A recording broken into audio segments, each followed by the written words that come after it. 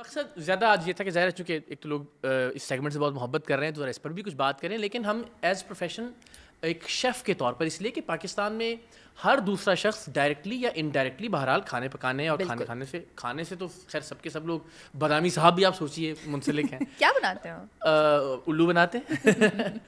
تو مجھے لگتا تھا کہ اس پہ بات ہونا چاہیے, اس لیے کہ پاکستان میں بہت کم سٹارز ہیں جو کہ بطور شیف ایک اسٹارڈم رکھتے ہیں. پاکستان سے باہر دنیا بھر میں بہت سارے ایسے لوگ ہیں کہ جو پیسوں کے اعتبار سے بھی اچھا خاصا ارن کر رہے ہیں اور نام بھی بہت کما رہے ہیں. پاکستان میں اس پر ذرا مزید بات کرنے کی ضرورت ہے. تو مجھے یہ بتائیے نا کہ آپ کا کیا کوئی ماحول گھر میں ایسا تھا کہ جس کی وجہ سے کہیں کوئی چیز دماغ میں رہ گئی, کوئی آپ نے کچھ ویژولائز کیا تھا, کیوں ایک شیف یا بننا چاہتی بھی تھیں یا اتفاقاً بن گئی, ذرا بتائیے. It's a mix of both. مجھے کھانا بنانے کا بہت شوق تھا, کھانے کا اس سے بھی زیادہ شوق تھا.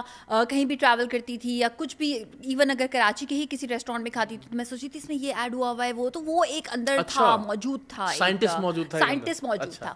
اچھا, میں نے بہت جلدی کھانا بنانا اسٹارٹ کر دیا تھا, لیکن پوری تعلیم مجھے مکمل کرنی تھی اپنی. تو اس وقت میرا دل چاہتا تھا کہ میں سائیکالوجسٹ ایکسپرٹ بن گئی تھی. میں کوکنگ ایکسپرٹ, گھر میں جو ہوتا نا کہ اچھا عائشہ کے ہاتھ کا یہ, عائشہ کے ہاتھ کا وہ, فرمائشی پروگرام چل رہا ہے. گھر میں اور کون کھانا اچھا بناتا ہے؟ گھر میں اچھا میری مدر بہت اچھا کھانا بناتی ہے, مگر ان کی طبیعت کیونکہ زیادہ صحیح نہیں رہتی تھی تو I used to take over. وہ جو پورا عید کا فرسٹ ڈے ہوتا ہے نا یا سیکنڈ ڈے, بالکل وہ 30-40 لوگوں کا, اور میں اتنی کوئی خاص میری عمر نہیں تھی اس وقت, تو I used to do it and I used to do it with pride. بڑی خوشی سے میں کرتی تھی.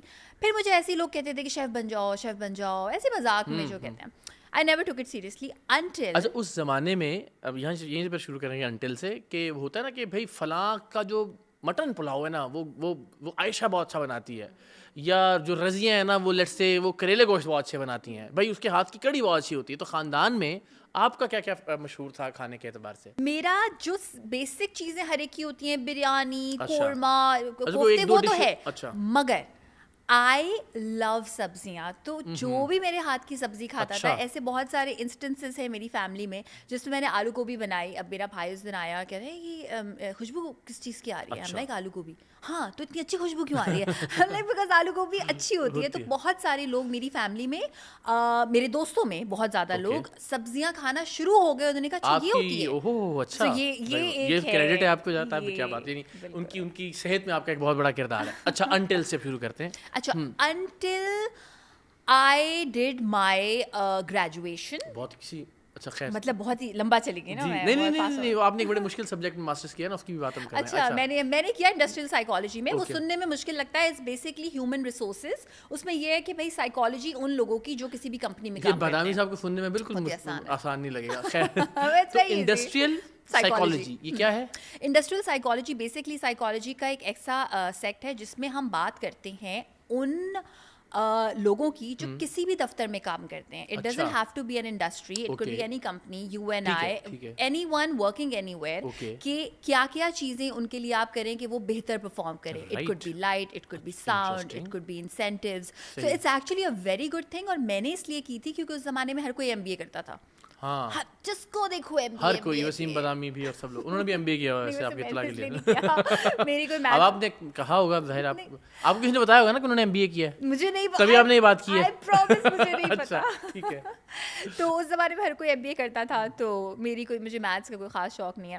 سو میں نے پی ایس او میں انٹرنشپ کی کچھ ٹائم کے لیے. یہ اسی سبجیکٹ میں ماسٹرز کرنے کے بعد؟ نہیں, کرنے سے پہلے سوری نہیں ویٹ, ہاں کرنے کے بعد, ایگزیکٹلی کرنے کے بعد. اینڈ دین دے سیڈ کہ آپ کو ہم انٹرنشپ تھوڑے سے عرصے کی, ایسا کبھی نہیں ہوتا اتنی چھوٹی انٹرنشپ کے بعد ہم اتنی بڑی آپ کو جاب دے دیں, ہم آپ کو پورا ایک کوئی گروپ ہیڈ کچھ بنانا چاہتے ہیں بیکاز آپ کی لیڈرشپ اسکلز.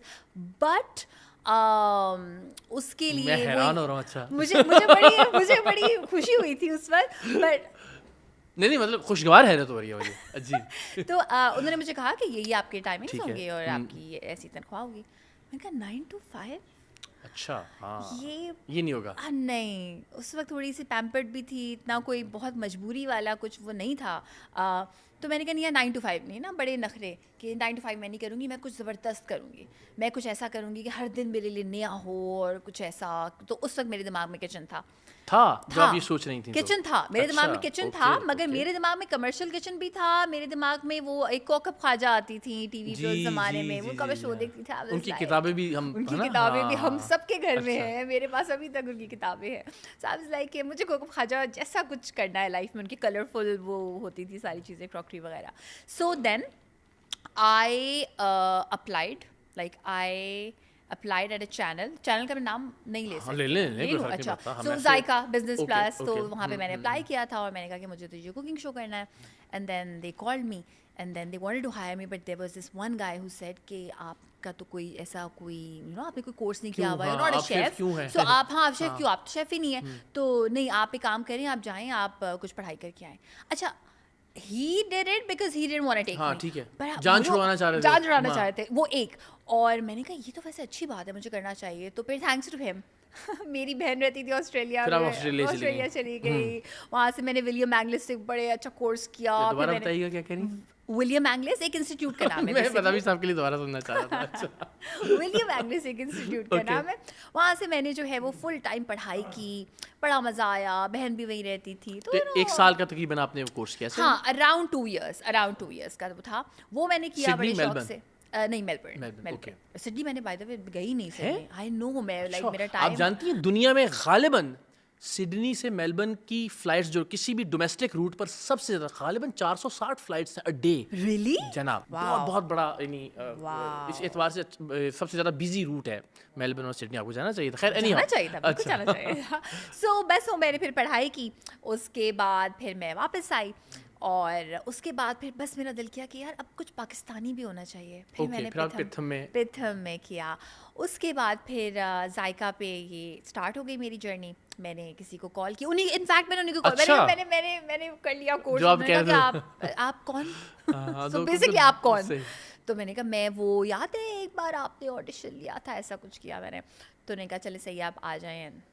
بس وہاں سے پھر وہ ہو گئی ہائرنگ آپ. وہ ہو گئی, وہ بڑے مزے سے ہوئی. اس کی بھی بڑی انٹرسٹنگ کہانی ہے. لیکن وہ جب اسٹارٹ ہوئی نا, تب میں نے ڈیسائڈ کر لیا کہ میں کمرشل کوکری کو ساتھ ساتھ نہیں کر سکتی, بیکاز آپ کو پتا ہے ہماری ریکارڈنگس جو ہیں سیٹرڈے کو. کوکری, اچھا اوکے, ککڑی میں نے کہا پنجابی میں مرغی کہتے ہیں. سوری. ہاں مجھے پتا ہے, میں کہتی ہوں میرے پیرنٹس. اصل میں تو لوگ یہ مجھے لگتا ہے سب سے زیادہ لطف اسی چیز کا لیتے ہیں کہ آپ کی انگریزی پہ ہمارا جو ریئیکشن ہوتا ہے نا. تو خیر اینی ہاؤ, خیر میں اردو کا بھی کوئی لفظ بولوں گی تو آپ اردو کے بھی آپ نے ہمیں شروع میں جب خستہ اور خستگی اور یہ بولا تو ہمیں وہ جو کھانے پینے سے ریلیٹڈ, باقی تو آپ لوگ جو ہے وہ ٹیچر ہے میرے. اچھا, تو پھر آپ کا وہاں پہ سلسلہ شروع ہو گیا. اینڈ اگین آپ نے سوچا کہ اس کو ایز کریئر پرسو کرنا ہے یا بس جب تک شوق ہے تب تک کرنا ہے؟ میں آنیسٹلی بتاؤں, مجھے اتنا شوق تھا کہ انہوں نے مجھے بولا کہ کوئی پیسے ابھی ہم آپ کو نہیں دیں گے. میں کہا اوکے. تو اب مجھے میری دوستیں کہتی ہیں سلام ہے آپ کو کہ اس وقت تھوڑے بہت پیسے ہم بھی لے رہے تھے, آپ نہیں لے رہی تھی. میں نے کہا اچھا. تو کتنا عرصہ آپ نے وہ شو کیا؟